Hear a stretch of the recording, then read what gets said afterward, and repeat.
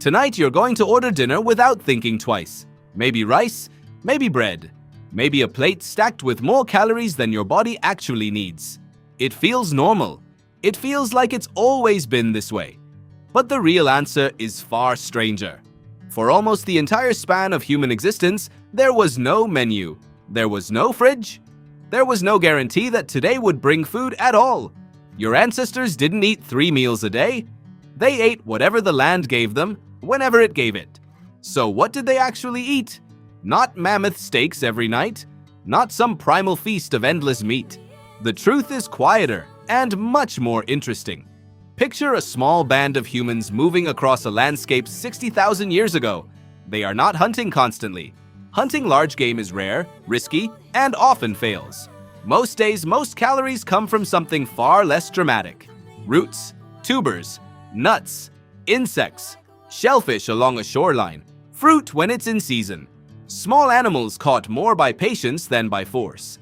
Anthropologist Richard Lee studied the Kongsan people of the Kalahari Desert in the 1960s. He found something that reshaped how scientists thought about early human diets. The Kung, living a foraging lifestyle similar in structure to ancient humans, got the majority of their calories not from meat, but from plants. One food alone, the mongongo nut, provided a huge share of their daily energy. Meat was valued, meat was celebrated, but meat was not the backbone of daily survival. This idea has a name. Researchers call it the hunting mystique. The image of the heroic hunter dragging home dinner is powerful. It's dramatic. It photographs well in a museum diorama, but it hides a quieter truth. Gathering, done mostly by women and children in many documented societies, was often the more reliable source of calories. Why does this matter to you now?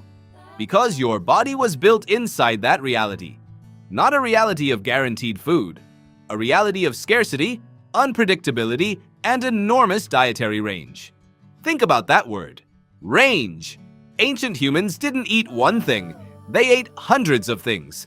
Different roots in spring, different berries in summer, different nuts in fall, bone marrow when a kill happened, insects when nothing else could be found.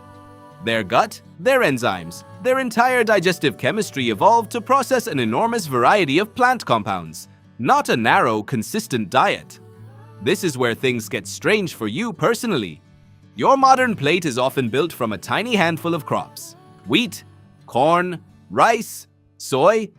A handful of species feed most of the planet today. Your ancestors, by contrast, might have eaten over 100 different plant species across a single year. Some researchers estimate foraging groups regularly consumed more plant diversity in a season than the average person today eats in a lifetime. Does that number surprise you? It should, because it means the human body, the one you're living in right now, was shaped by variety, not repetition. There's another piece of this that rarely makes it into the popular imagination. Fat. Not just meat, but fat specifically, was one of the most prized resources in ancient diets.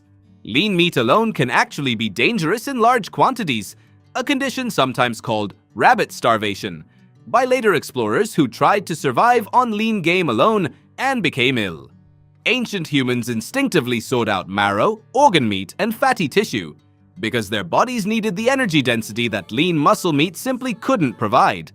This wasn't a diet plan. It was survival math.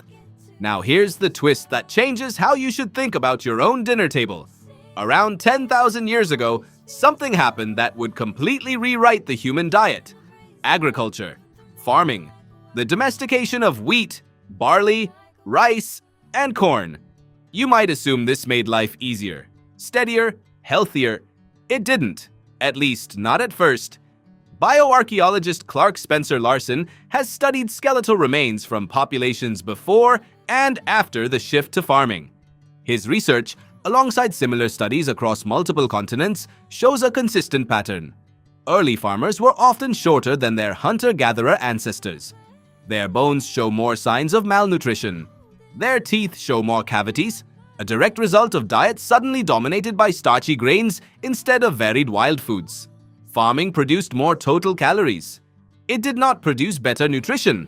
Why would humans make a trade that seemed to lower their health? Because farming produced something hunting and gathering couldn't reliably provide: surplus, storage, predictability. A population could grow larger even if individuals were, on average, less healthy. It was a trade of quality for quantity, made not by any single decision, but by the slow accumulation of small choices across many generations. You are still living inside the aftershock of that trade.